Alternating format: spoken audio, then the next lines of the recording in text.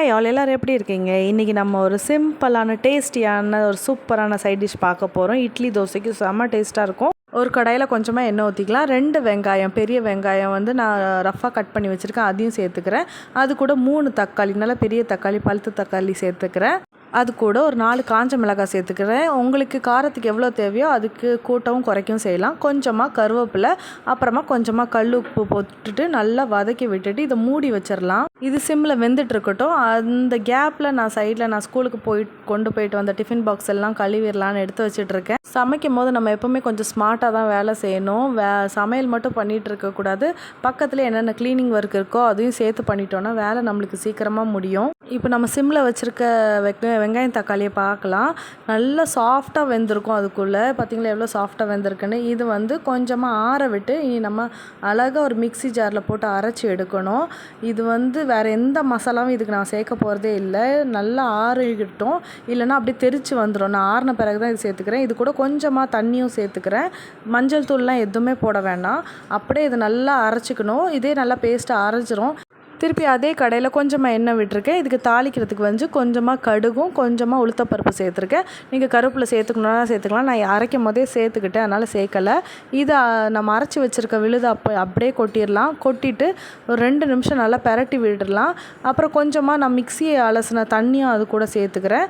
இனி ஒரு சிம்மில் வச்சு ஒரு 2 நிமிஷம் மட்டும் வேக வச்சு எடுத்துக்கலாம். செம்ம டேஸ்ட்டாக இருக்கும். இது வந்து முட்டை தோசைக்கு மேலே ஸ்ப்ரெட் பண்ணி சாப்பிட்டோன்னா சூப்பராக இருக்கும். ஆனால் நான் இன்றைக்கி வந்து முட்டை தோசை செய்யலை, இன்றைக்கி இட்லி தான் செய்ய போகிறேன். ஏன்னா சும்மாவே கால் வலிக்குது. இப்போ யார் நின்று தோசைலாம் சுட்டுட்ருப்பான்னு இட்லி ஊற்றி வச்சிடலான்னு. நமக்கெல்லாம் கிச்சனில் ரொம்ப நேரம் நின்றுலாம் வேலை செய்ய பிடிக்காது. எந்த வேலையாக இருந்தாலும் சட்டு புட்டுன்னு செஞ்சோமா வெளியில் வந்தோமான்னு இருக்கணும்.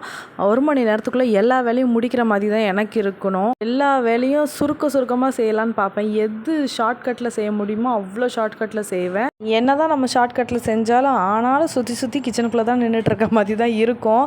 அந்த வேலை இந்த வேலைன்னு நம்ம முடித்து வச்சாலும் சரி, திருப்பி எப்படியோ ஃபஸ்ட்லேருந்து எப்படியோ அப்படியே தான் இருக்கும். சரி பேசாமல் இவங்களுக்கு இட்லி வச்சு கொடுத்துட்டு சரி அடுத்த வேலையை பார்க்கலான்னு பார்த்தா, இப்போ உள்ள பசங்கள்லாம் என்ன கற்றுக்கிட்டாங்களோ இல்லையோ நல்லா ஐஸ் வைக்க கற்றுக்கிட்டாங்க. கிச்சனில் சமைக்க போகிறதுக்குள்ளே மம்மி இன்னைக்கு அள்ளி தருவீங்களான்னு கெஞ்ச ஆரம்பிச்சிருவாங்க. அந்த வேலைலாம் நம்மக்கிட்ட நடக்காதுன்ட்டு நான் 2 பேருக்கும் தனித்தனியாக இட்லியை பிச்சு போட்டு கொடுத்தாச்சு. அடுத்தால சரி நாளைக்கு உரம் ஊற்றி வச்சிடலாம். நான் எப்போவுமே பாலை நல்லா கொஞ்சம் வெதுப்பு சூட்லேயே கொஞ்சமாக உரம் ஊற்றி நல்லா அடித்து நுர வரதட்டையும் அடித்து ஆற்றிடுவேன். அது நல்லா எனக்கு திக்காக இருக்கும். நடுவில் இது ஒரு ஜோக்குன்னு வந்து காமெடி அடிச்சுட்டு போகிறா சம்பிரதி. அப்படியே வேலையெல்லாம் முடிச்சுட்டு ஹாலுக்கு வந்து பார்த்தானா எல்லாமே செதறி கிடக்குது. பார்த்தாலே கடுப்பாயிடுச்சு.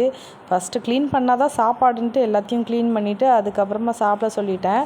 அப்புறம் பார்த்தானா நம்மளுக்கு இன்னும் வேலை முடிஞ்ச பாடலையே, இன்னும் மேட்டெல்லாம் துவைக்க வேண்டியது இருக்குதுன்னு ஊற வச்சுட்டேன். இதுதாங்க தினைக்கும் போயிட்டு வந்தானா ஸ்கூலுக்கு போயிட்டு வர்றது மட்டும் பிரச்சனை இல்லை, போயிட்டு வந்து வேலை பார்க்குறது தான் பெரிய பிரச்சனையாகவே இருக்குது. ஆனாலும் நம்ம வேலை முடியுதா, ஆனாலும் நம்மளுக்கு 11 மணி ஆயிடுது எப்படியும் படுக்கிறதுக்கு. இந்த வீடியோ பிடிச்சிருந்தா மறக்காமல் விஜிஸ் சேனலுக்கு சப்ஸ்கிரைப் பண்ணுங்கள். பாய்.